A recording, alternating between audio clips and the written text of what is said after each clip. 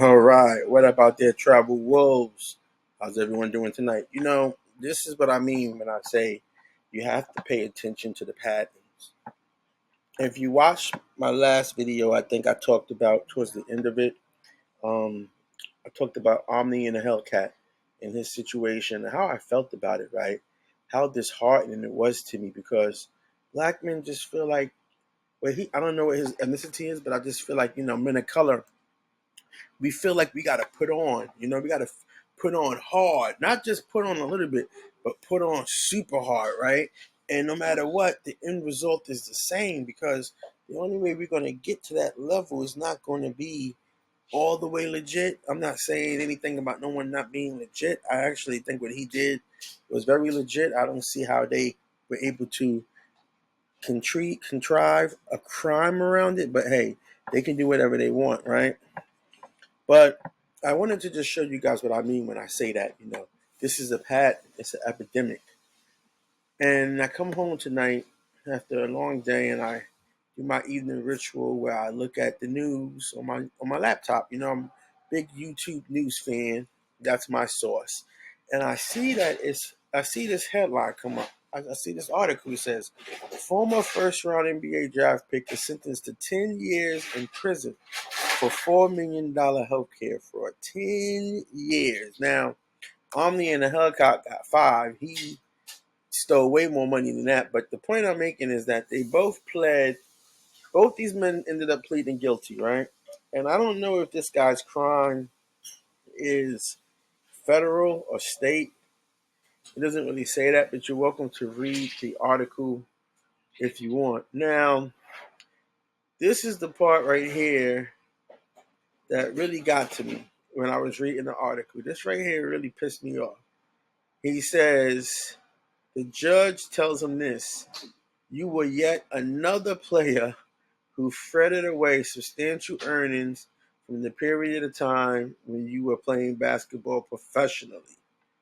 You should have had enough money to be set for your life, but you don't. Okay? And then to add more further insult to injury, right? Because they got to kick a black man when he's down. They go on to say that the reason the judge said this: it appeared he used his big personality to lure friends and others to join him in a scheme to steal money because he didn't want to seek legitimate employment. Okay? He didn't want to seek legitimate employment.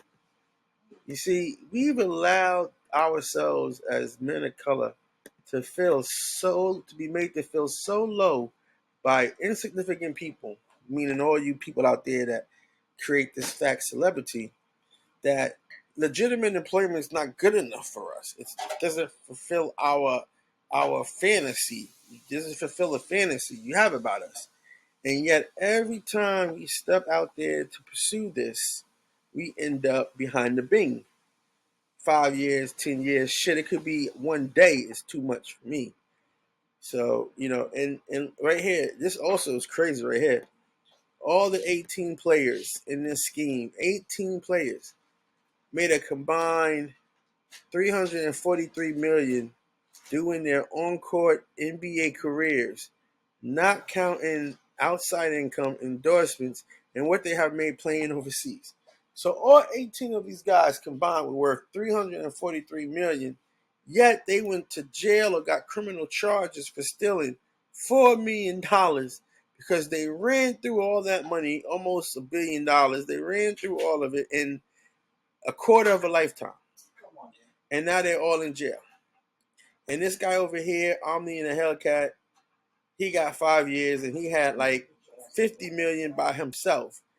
And one thing I want to say about this is, look, he had 800,000 online followers. If just all of them gave him $1 a month, he would have 800 grand a month. So there was no need for him to even further whatever he was doing that caused the feds to harangue him and contrive criminal charges against him. I mean, this is just what I'm talking about. We got to stop this madness. We got to stop feeling like we have to put on for everyone. That's meaningless.